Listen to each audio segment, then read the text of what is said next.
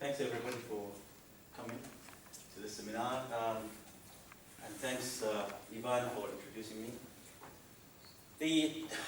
This is actually a paper that I put last year in the A Square, E Square 2013 when it was here on the Gold Coast. And as the title suggests, that it's something to do with engaging the off-campus students, or now of course we don't call them anymore off-campus students, we call them online students. The online students through the use of virtual classrooms. Now let me just tell you a bit about the course that this experiment or this seminar is set up about. The course is Environmental Management Systems. The Environmental Management Systems is offered at the mainly postgraduate level, but it's also offered for fourth-year students, and we get some students also in there. But the interesting part about it, or the interesting thing about it, it's offered by School of Engineering, but almost 80% of the students are non-engineering students. So I go there to teach something to do with engineering, but I get students from environmental science, from environmental education, environmental economics, from School of Business. Even the other time I had some students from art, from science, and so on. So the challenge here is, of course, as you can see, the challenge is to manage their expectations and to manage their diverse backgrounds. Because if you have engineering, engineers normally, we have a certain way of teaching things and presenting things, and our students are probably used to the way that we deal with the course, and we present our material to them. But when you have other people who take in one-off course from different backgrounds, it's a little bit, in engineering, then it's a little bit more difficult to manage. But also the course is offered online. And the main focus of this particular presentation is the online students. Now, the online student, when I first took this course, 2011, when I first came to Griffith, the course was set up in a printed material format. So basically what happens is that at the beginning of the semester, the students who are enrolled as online students, they will receive a study package. And that study package will have one book that has the material, the reading material, and a study guide, and that's it. All right? So that's all what they got, and of course the course profile and the assessment that's required from them. And at the end of the semester, they will just return their assessment, and we just mark them. But when I took that course, I thought, oh look, this is really, running it this way will be really a bit difficult. Not that conducive for the students. And we'll see later that actually there was a particular problem. What happened is that we had a very high dropout rate. I started the class, in 2011, I started the class, I had about 22 students enrolled off campus or online. By week 9, I had only 10 students. Simple, because those students, all what they got from me or from that course is that book that they would have to read, and almost no contact, either within the cohort themselves or with the course convener. So my hypothesis then was, because students, they're feeling alienated from the class, they don't have that feeling of belonging to the class, they are dropping out. And I thought if we can engage them somehow online, then that might create a virtual reality kind of belonging, a classroom belonging, and then maybe encourage them to continue to the end of the class rather than dropping halfway. And that's exactly what we did, or what I did. So the aim of this particular presentation is to give you the shared observations of my experience when I did these experiments with the online platforms, and of course look at the way that I'm measuring the outcome is student retention rate and student overall satisfaction and students' perception of their engagement in the learning.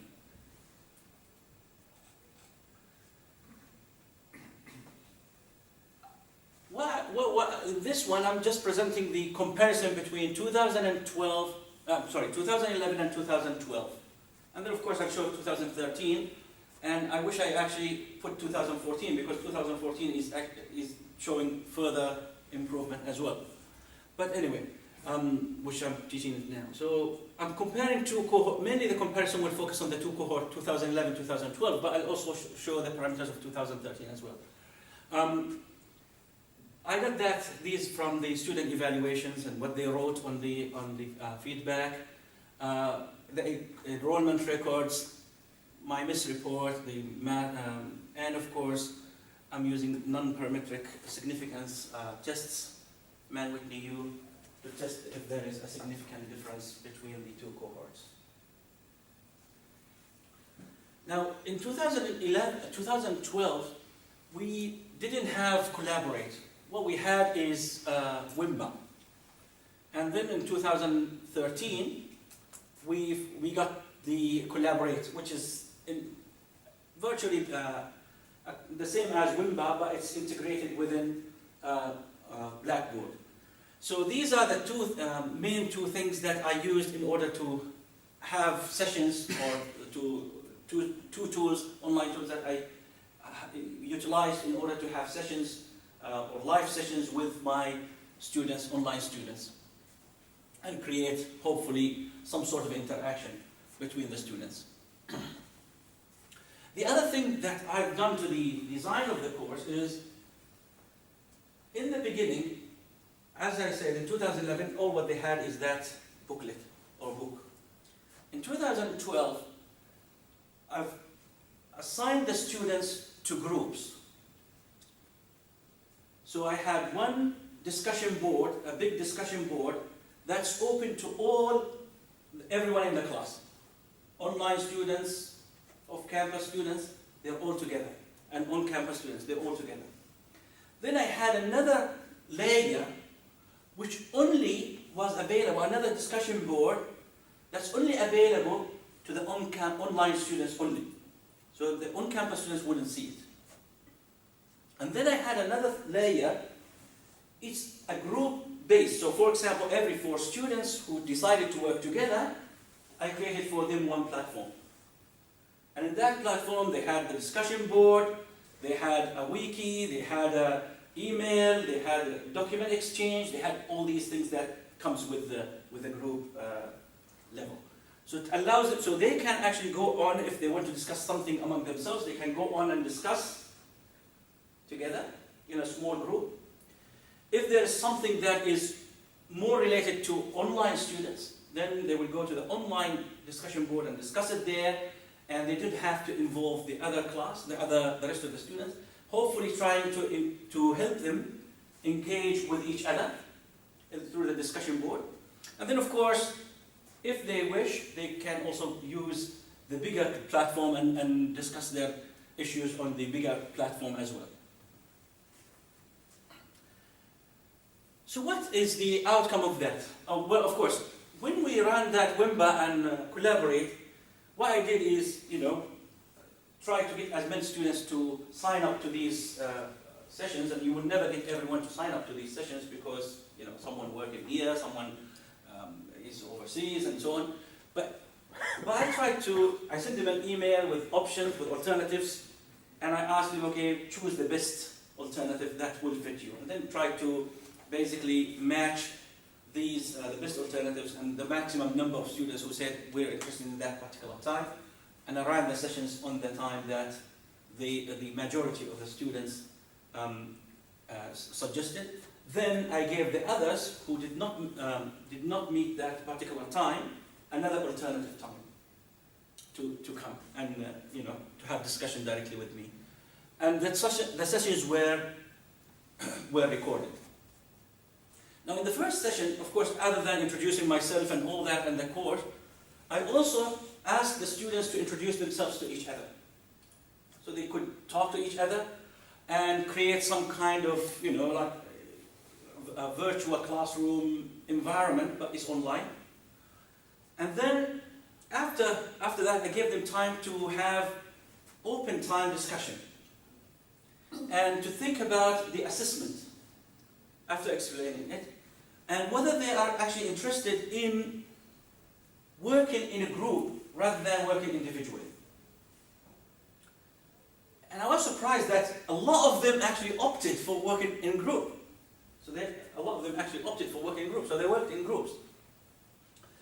And then the other thing that came out of these discussions, the multi-layered discussions and Blackboard discussions, is that some of the online students had formed some relation with on-campus students. And as a result, we formed groups where one member is an on-campus student and maybe another member is online student, or sometimes you have two students from online and one student on campus and so on. And that was, to me that was very amazing, because I didn't expect that the online students and the on-campus students actually will form group, because you expect that on-campus students, they're there because they're able to to be available during the daytime for the classes, whereas the on-campus students, they have other things to do, and that's why they're unable to be in the class, or they're geographically not in the vicinity and so on. And it was amazing that some of them, for example, in Canada, and formed a group with someone in locally in Brisbane, or someone from Melbourne, and formed a group with someone from Adelaide or something like that. That was the kind of interaction that we got there. So that was very interesting. And in fact, one of the students had left a comment on the SEC, one of the comments, the open comments, he said they felt that they were actually in the class. So they were one of them, he said, he actually felt that he was in the class. Now, what was the outcome of all this?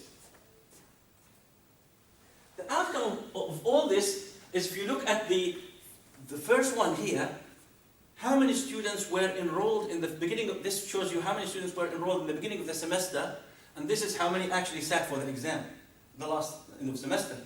And if you look at 2011, we started with about 22 students, and only 11 of them, or 10 of them, continued all the way until the end of the semester. If you look at the 2012, that's when the experiment was run, first time. We started with 25, and we only lost 3. 22 of them continued to the end of the semester. I repeated the same thing in 2013, and we started with about 17 students, and we lost none. All of them continued. All of the 17 students continued. Now this semester, although we haven't yet completed the whole semester, I have done a few other changes as well that might actually affect the enrollment. I started with 40 students online, and now I have lost only 1 student. We still haven't yet. There's a possibility before the end of the semester other students will drop, but only 1 student from the 40 who actually enrolled online. But we've done other changes as well, so they could be, the results can be attributed for other things. You also look at the number of groups that were formed between on-campus and off-campus students. So in 2011, there was none. There were no groups in the first place. There were absolutely no groups. I think it should be, This one is number of groups. There's nobody formed any groups in the 2011.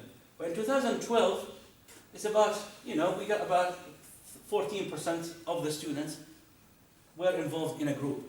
And then in 2013, we got more than 25% of the students, or almost 22% of the students involved in a group.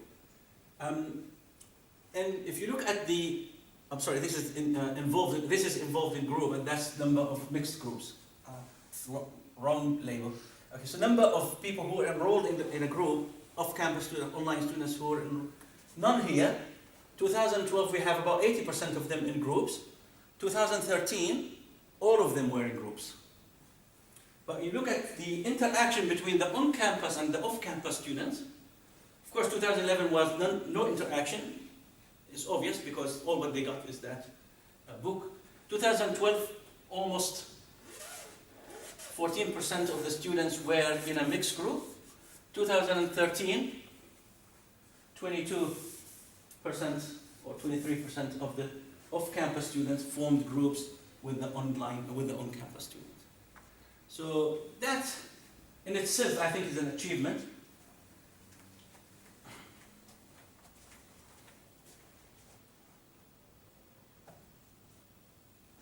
So my comments and observations.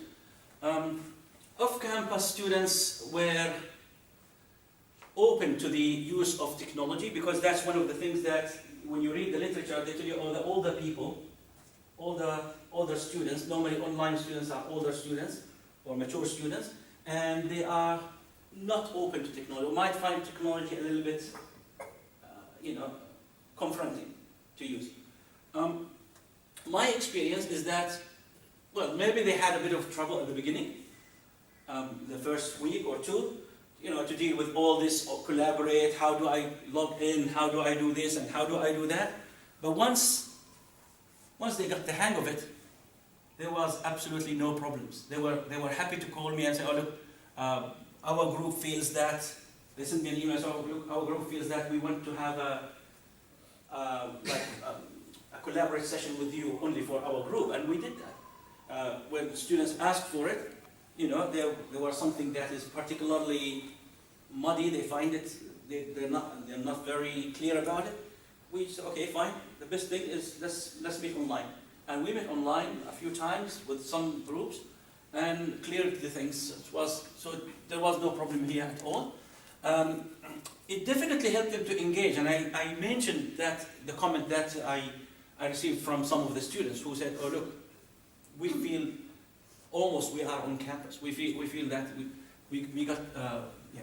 So they thought they were engaged in more meaningful ways in the learning than just basically sending them a book, asking them to read it, and then do the assessment and sit for the exam. Online tools also help the off-campus students interact with the on-campus students who are typically of younger age. If you look at the on-campus, well, normally we get students who are either just completed their bachelor degree and then go into their masters, or have just done 1 or 2 years of work and then come back to do the masters or something like that. But the on-campus, online students, they tend to be of a different nature. And in fact, when I talk to them, especially and I ask them about what they're doing, most of them, a lot of them, they were in managerial jobs already. So involving them in the discussions and having their input available to the online student was also very important, because they have brought a completely different perspective into the class. Some of them are, they've many years of environmental management experience that I'll be happy even to ask them to teach the course. It's not. So that was basically the most important findings of this particular project. Well, thanks, Ali, for this interesting talk. Questions? I have a few questions, but questions from the floor. Anybody wants to start? Yeah, Hassan, please. I was curious to know if you have made any changes